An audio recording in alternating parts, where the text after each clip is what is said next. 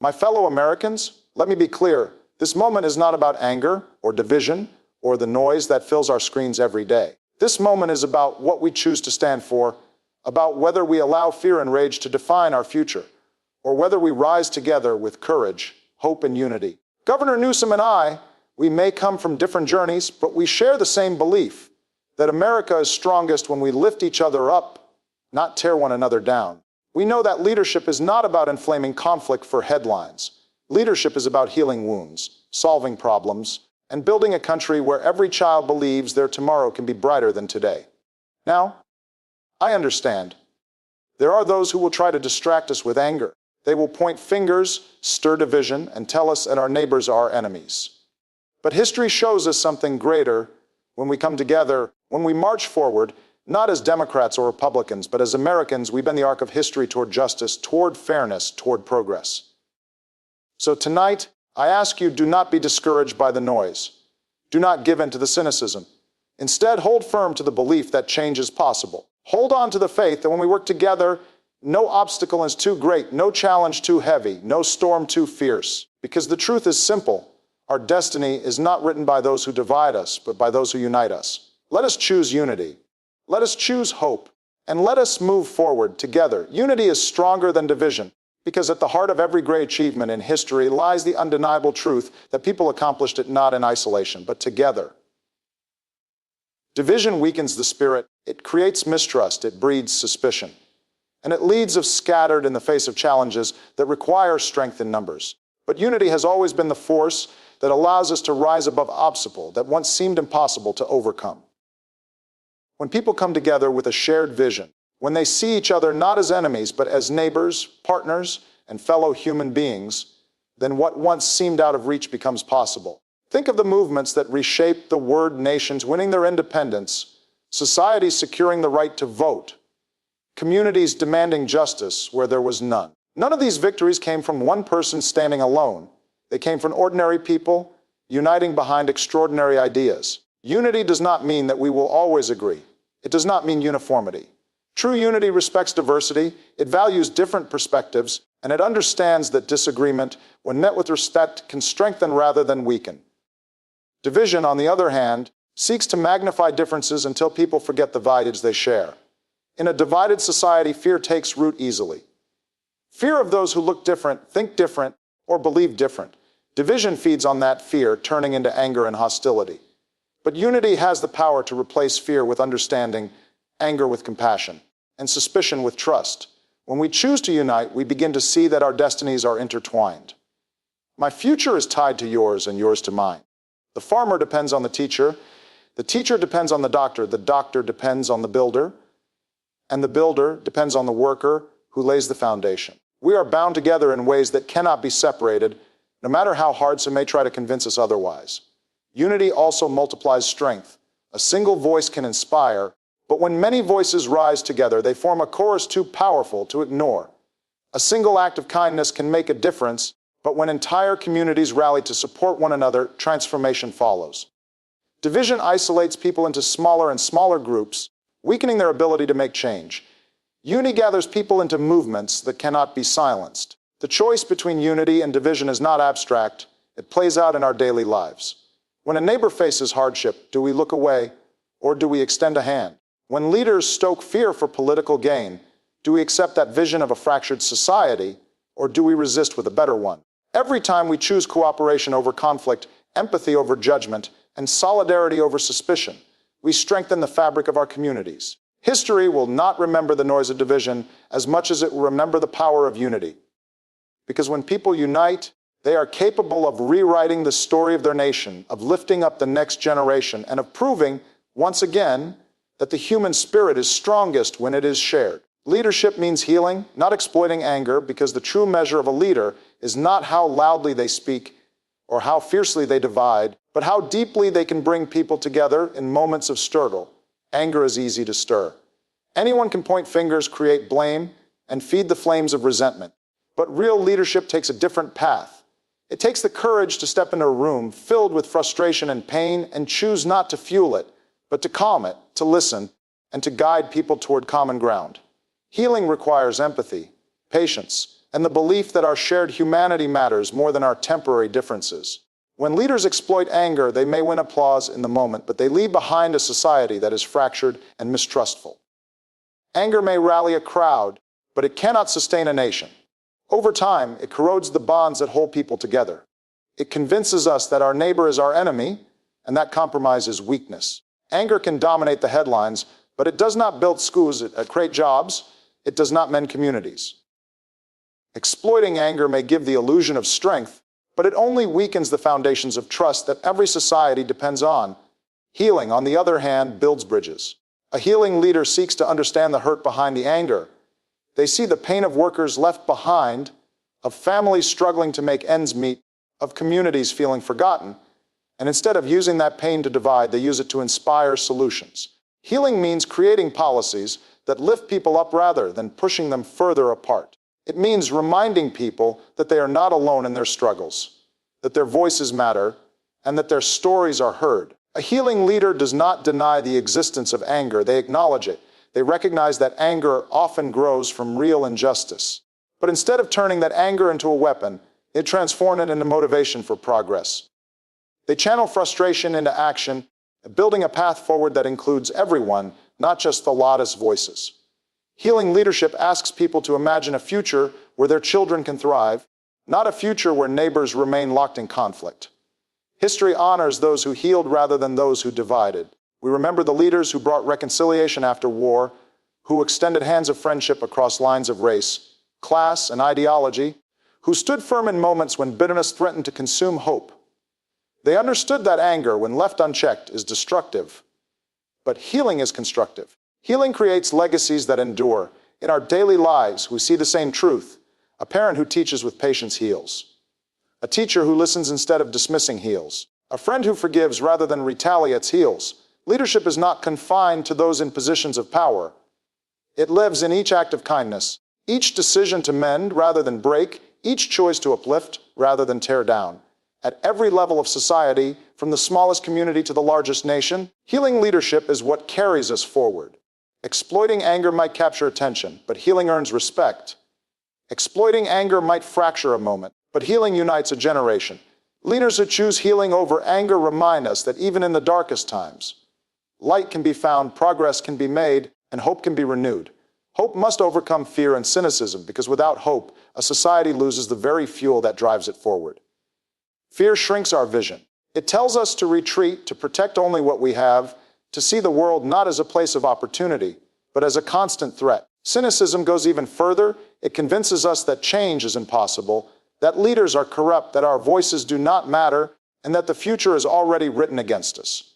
Together, fear and cynicism are powerful forces that paralyze communities and leave them vulnerable to manipulation. But hope, when embraced with courage, has the power to rise above both. Hope is not blind optimism. It is the belief, grounded in resilience, that tomorrow can be better if we are willing to work for it. When societies are driven by fear, they build walls instead of bridges. They turn inward and close themselves off to new ideas, new people, and new possibilities. Fear convinces us that safety lies in isolation, yet history proves the opposite. Progress comes not from retreating, but from reaching out, from daring to beyond what feels comfortable. Cynicism, on the other hand, poisons the spirit of progress. It mocks the dreamer, dismisses the reformer, and tells people that no matter how hard they fight, the outcome will never change. Cynicism is the enemy of progress because it kills the very belief that action matters. Hope challenges both forces. It says, yes, the world is hard, but it is not hopeless. It acknowledges the struggles of today, yet insists on the possibility of tomorrow. Hope has carried movements for justice, for freedom, and for equality. Hope gave strength to those who they were told to sit down, who spoke when they were told to be silent, and who dreamed when they were told it was impossible. Hope transforms fear into courage and cynicism into determination. But hope is not passive. It demands effort. To overcome fear and cynicism, hope must be backed by action, by people willing to vote, to organize, to speak out, and to stand up for what is right. Hope does not ask us to ignore challenges. It asks us to confront them with faith that they can be overcome. It asks us to see in each setback an opportunity to learn, to adapt, and to grow stronger. Hope is what allows a parent working long hours to still believe their child's future will be brighter. It is what drives communities to rebuild after disasters, what compels innovators to keep creating, and what gives reformers the strength to keep fighting against injustice. Fear divides people, turning them against one another. Cynicism isolates them, convincing each person that their efforts are meaningless. Hope unites.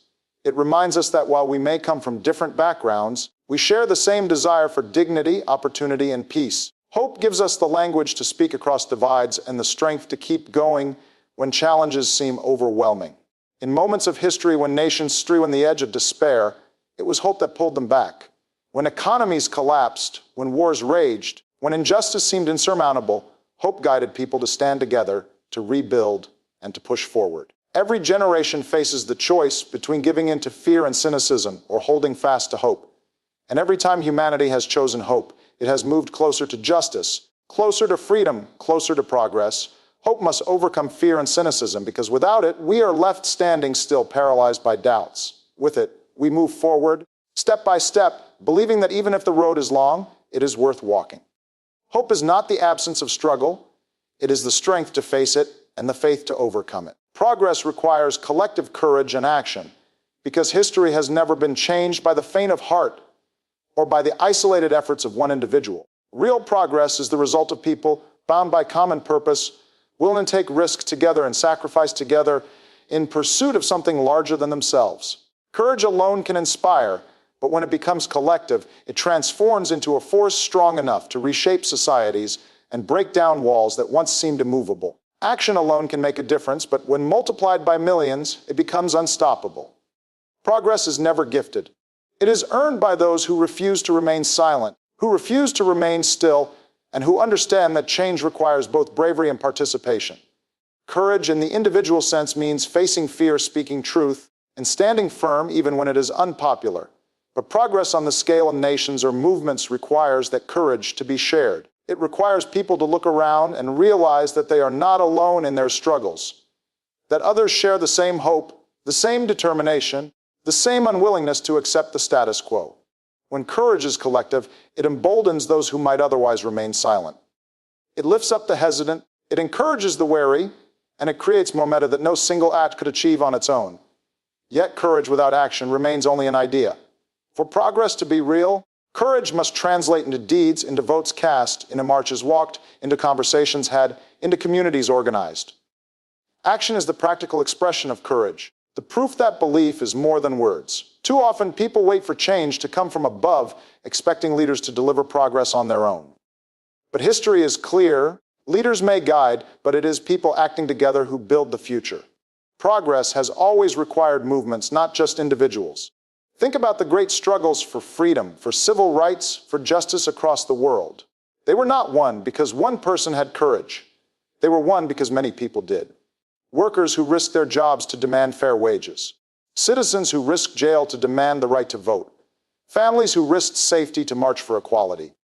Their courage would have been admirable on its own, but it was their collective action that bent the arc of history toward justice. Collective courage also means refusing to be paralyzed by fear.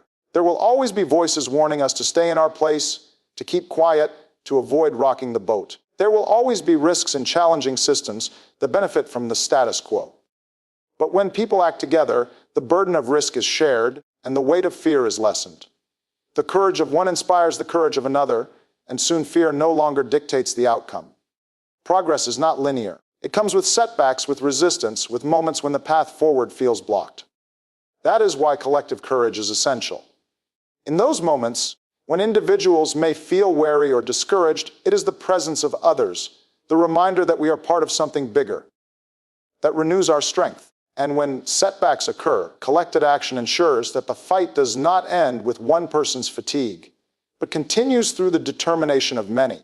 Every generation is faced with its own test of courage, its own call to action. Whether it is confronting injustice, addressing inequality, or building a fairer, more sustainable future, the choice is always the same: retreat into silence or step forward together. Progress is possible only when we choose the latter. Collective courage fuels the belief that change is worth fighting for, and collective action ensures that change becomes real. Progress requires collective courage and action, because the world does not change by waiting.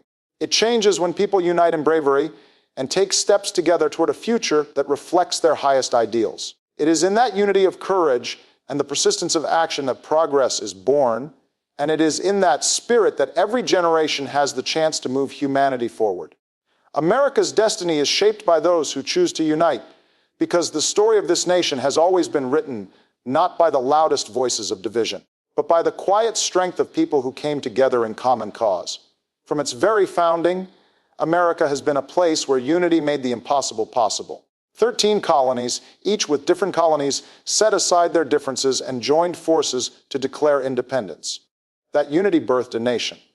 Later, when the Union was threatened by the Civil War, it was again the determination to remain united that preserved the Republic. Time and again, America has faced moments of deep division, but every time progress was made, it was because enough people chose unity over discord, cooperation over conflict, and shared vision over selfish ambition. Unity is not the absence of differences. In fact, America has always been a tapestry of cultures, faiths, and perspectives.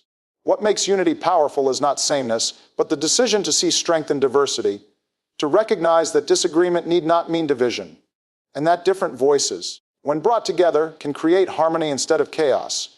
America's destiny has never been shaped by one group standing alone. It has been shaped by coalitions, by alliances, by people from different walks of realizing they were stronger together. Division, however, has always threatened to derail that progress. When leaders exploit fear to pit neighbor against neighbor, when communities retreat into isolation, America stalls. Division narrows the vision of what is possible and convinces people that the future must be defined by conflict rather than cooperation. But America's most defining achievements, the civil rights movement, women's suffrage, victories in global struggles for freedom, were not the result of division. They were victories of unity, where ordinary people put aside what separated them and rallied around what they shared, the belief in justice, dignity, and opportunity. The choice to unite is not always easy. It demands humility, because it means accepting that no single individual or group has all the answers. It demands patience, because working together requires compromise. And it demands faith, because the rewards of unity are often seen only after long struggles. But those who choose unity shape America's destiny precisely because they build bridges where others build walls. They plant seeds of trust where others spread doubt. They understand that America's promise has always tied to the ability of its people to move forward, not as isolated factions, but as one nation. Think about the challenges America faces today: economic inequality, racial injustice, the need for a sustainable future, threats to democracy itself. None of these challenges can be solved by one group alone, because progress depends on cooperation. The farmer, the teacher, the worker, the entrepreneur all play a role. Urban communities and rural communities, young people and older generations, different races and religions, all must see themselves as part of the same story. America's destiny is not written by those who withdraw into division, but by those who embrace the work of coming together despite their differences. When Americans unite, fear loses its grip. Cynicism gives way to possibility, and hope becomes more than a word. It becomes a living force that drives innovation, justice, and equality.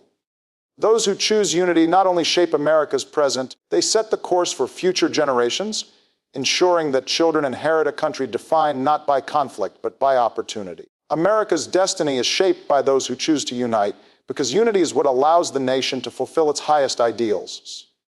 It is what turns hardship into resilience, diversity into strength, and struggle into progress. Every great chapter of American history was written by those who believed that together, this nation could rise above its challenges and continue moving toward a more perfect union.